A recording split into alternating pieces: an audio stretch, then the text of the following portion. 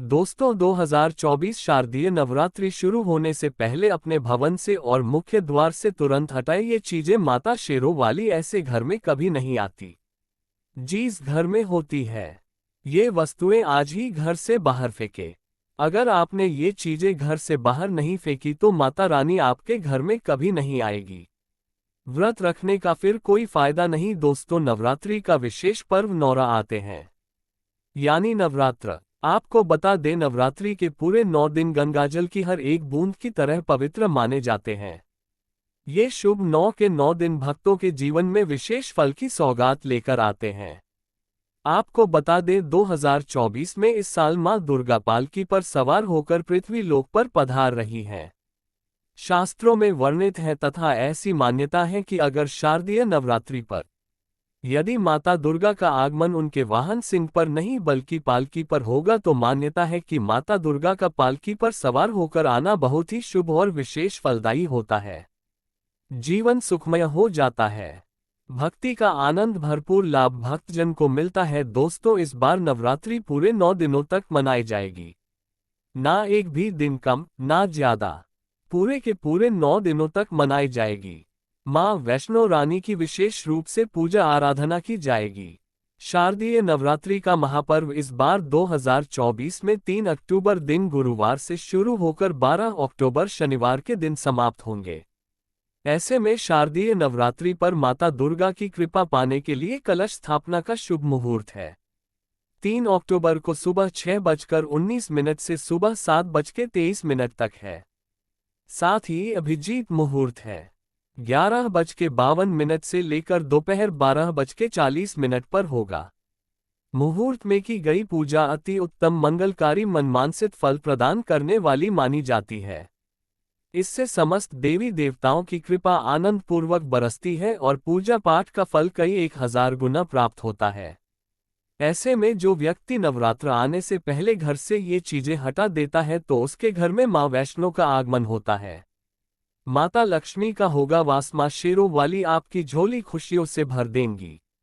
इसीलिए नवरात्र आने से पहले घर से ये चीजें फौरन हटा दें। दोस्तों आज हम कुछ ऐसे ही गलतियों के बारे में जानेंगे जो अगर आपके घर में होती है तो माता शेरा वाली कभी नहीं करती। ऐसे घर में वास फिर चाहे आप कितनी ही पूजा पाठ कर लें, माता दुर्गा ऐसे घर में कभी नहीं आती। ऐसे घर से देवता भी कुपित रहते हैं। दोस्तों पूरी जानकारी को देखने के लिए इस वीडियो को अंत तक जरूर देखें और एक लाइक तो बनता है। दोस्तों सबसे पहले नवरात्रि के पहले ही दिन मंदिर की अच्छी तरह से साफ सफाई कर ले। मंदिर जितना सफा होगा फल उतना ही साफ यानी इतना मिलेगा कि झोली छोटी पड़ जाएगी। मंदिर के अंदर अगर पुरानी मालाएं हैं, टूटी फूटी मूर्तियां हैं, उसके साथ ही खाली माचिस के डिब्बे रखे हुए हैं तो उन्हें बाहर फेंक दे तथा टूटी मूर्ति को किसी नदी में प्रवाहित कर दे। घर में छोटे बच्चों को नवरात्रि का व्रत नहीं रखना चाहिए।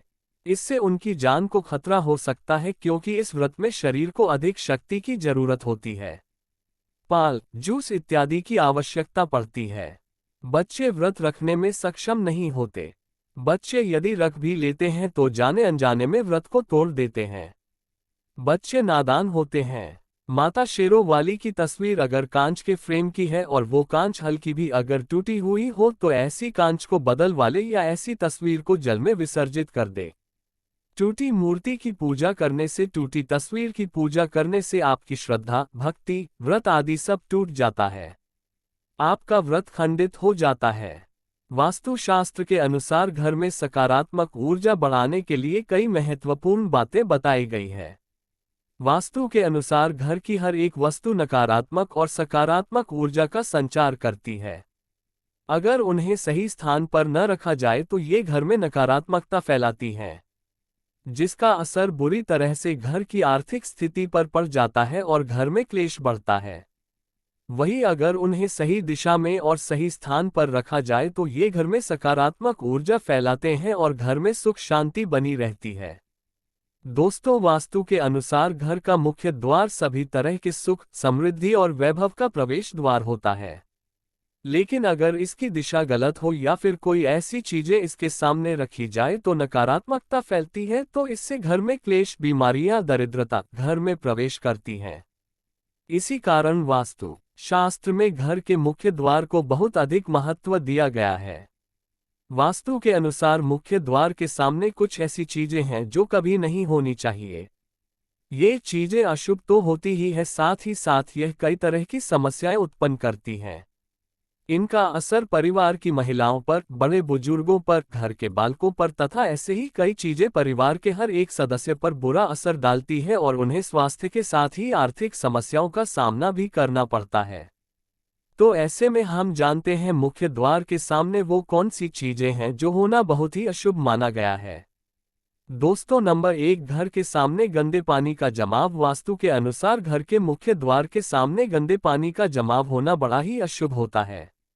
ये वास्तुदोष का कारण बनता है। साथ ही साथ इस गंदे पानी में कई 1000 गुना बैक्टीरिया पनपते हैं जो परिवार के सदस्य को बीमार कर सकते हैं। गंदे पानी का जमाव होने से हैजा, पीलिया, डायरिया तथा कैंसर होने का खतरा बना रहता है। राहु दोष उत्पन्न हो जाते हैं, लक्ष्मी रुष्ट हो जाती हैं, शनिदेव क्रोधित हो जाते हैं। इसीलिए अगर घर के सामने कोई भी गंदा पानी जमा होता है तो उसे तुरंत हटा देना चाहिए, या जिस गड्ढे में गंदा पानी है उसे सीमेंट से भर देना चाहिए।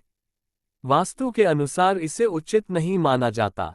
इससे धन नष्ट हो जाता है, गरीबी सर पर चढ़ जाती है। दोस्तों, नंबर 2, कांटेदार पौधे। कांटेदार पौधे कई लोग घर की शोभा बढ़ाने के लिए लगा लेते हैं, जो कि बहुत ही अशुभ माना जाता है। कांटेदार पौधों को शुभता का प्रतीक नहीं माना जाता। कांटेदार पौधे अगर घर के सामने लगे हो तो ये परिवार में चुभन का काम करते हैं, रिश्तों में चुभन पैदा हो जाती है। कांटेदार पौधे नकारात्मकता का कारण बनते हैं। घर के सामने या घर के बगल में कांटेदार पौधे कभी नहीं लगाने चाहिए। इससे माता लक्ष्मी प्रवेश नहीं करती है, बल्कि राहु केतु घर में प्रवेश कर जाते हैं। इससे घर में क्लेश बढ़ता है, परिवार में नफरत हो जाती है। इसीलिए कांटेदार पौधे तुरंत घर से हटा दे। जिस कांटेदार पौधे में फूल नहीं आता, पत्ते नहीं होते, उसका घर के आसपास होना भी घोर अनर्थ माना जाता है। कांटेदार पौधे को जितना जल्दी हो सके अपनी भलाई के लिए तुरंत हटा दें। कांटेदार पौधे लगाने से शत्रुओं की संख्या बढ़ जाती है। दोस्तों, घर के मुख्य द्वार पर केवल खुशबूदार पौधे, तुलसी का पौधा, हरे, गुलाबी, लाल, पीले फूलों के पौधे ही लगाने चाहिए। इनकी सुगंध से माता लक्ष्मी आकर्षित होती है और घर में अपना वास बना लेती है। दोस्तों, नंबर 3, कूड़ादान। कूड़ा डालने में आसानी हो जाए। कुछ लोग कूड़ेदान को मुख्य द्वार के सामने सटाकर रख देते हैं अथवा घर के सामने ही रख देते हैं, लेकिन वास्तुशास्त्र के अनुसार ये बहुत ही कष्टकारी होता है और धन की हानि का सूचक माना जाता है। इसलिए ऐसा भूल कर भी ना करें। और दोस्तों, कूड़ेदान को उत्तर दिशा में नहीं रखना चाहिए। इस दिशा को देवी लक्ष्मी की दिशा माना गया है। साथ ही साथ मुख्य द्वार पर झाड़ू, पोछा आदि भी नहीं रखना चाहिए, बहुत ही अशुभ माना जाता है।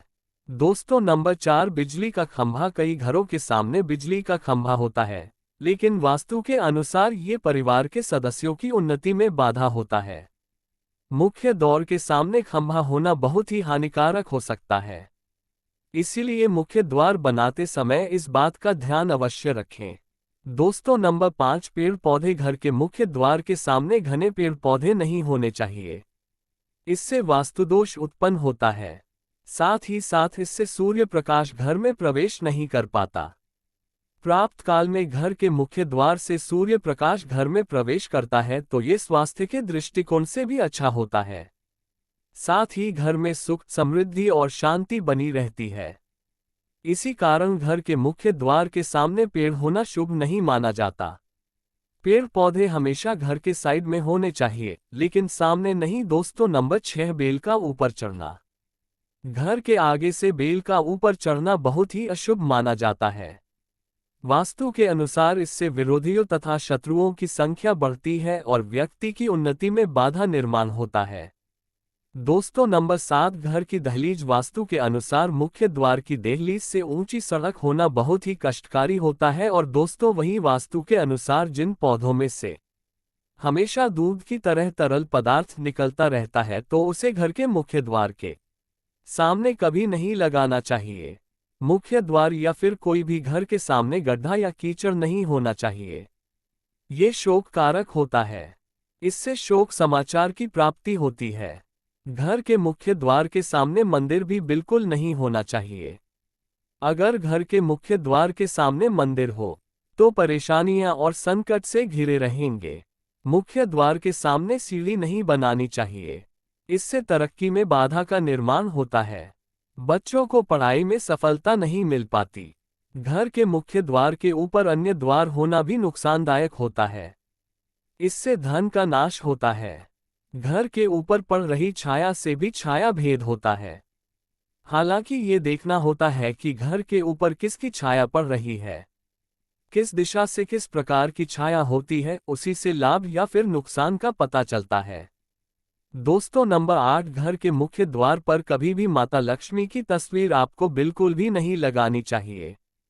दोस्तों, माता लक्ष्मी की तस्वीर को हमेशा अपने घर के पूजा घर के अंदर स्थापित करना चाहिए या फिर अलमारी के अंदर आपको माता लक्ष्मी और माता लक्ष्मी से जुड़ी सभी चीजें रखनी चाहिए। क्योंकि माता लक्ष्मी का स्थान हमेशा घर के अंदर ही माना जाता है, ना कि उनका स्थान आपके द्वार पर। माता लक्ष्मी को कभी बाहर नहीं करना चाहिए। धन की देवी को हमेशा घर में स्थान दिया जाता है। कई लोग क्या करते हैं कि फैशन के तौर पर घर के द्वार पर ही माता लक्ष्मी की तस्वीर लगा देते हैं, तो ऐसे में माता लक्ष्मी द्वार से ही वापस चली जाती है और घर के अंदर कभी भी प्रवेश नहीं करती। आपको इस बात का जरूर ध्यान रखना चाहिए। प्रवेश द्वार पर चप्पल नहीं रखनी चाहिए। इससे प्रवेश द्वार अपवित्र हो जाता है और नकारात्मक ऊर्जा प्रवेश कर जाती है तथा धन की देवी माता लक्ष्मी नाराज होकर चली जाती है और कभी भी आपके द्वार पर नहीं आती। दोस्तों, नंबर 9, केले के पत्ते की बंधन बाल अपने घर के मुख्य द्वार पर जरूर लगानी चाहिए। इससे माता लक्ष्मी आकर्षित होती है। ऐसे घर पर सदैव अपना आशीर्वाद बरसाती रहती है। बंधन बाल के माध्यम से समझ लीजिए कि आपके जीवन के अंदर घर के अंदर माता लक्ष्मी यश, वैभव, कीर्ति और कुबेर के साथ प्रवेश करती है और आपके घर का मुख्य द्वार मालामाल आपको बना देता है। घर का द्वार घर की संपन्नता के बारे में बताता है, तो भूल कर भी घर के मुख्य द्वार के आसपास आपको किसी भी प्रकार का कचरा बिल्कुल भी नहीं फैलाना चाहिए कि आपको इसका सकारात्मक परिणाम देखने को मिल सके, ना कि आपको उसका नकारात्मक परिणाम झेलने पड़े। दोस्तों, सजावट के तौर पर घर के मेन द्वार पर ऐसे फूल ना लगाएं। ऐसे पौधे जिनके अंदर फूल तो खिलते हैं लेकिन एक दिन में ही मुरझा जाते हैं, जैसे कि छुई मुई का पौधा। इस तरह के पौधे आपको अपने घर के मुख्य द्वार पर बिल्कुल भी नहीं लगाने चाहिए। ऐसे पौधे जो सुगंध की जगह दुर्गंध देते हैं, उन पौधों को भी मुख्य द्वार से दूर रखना चाहिए।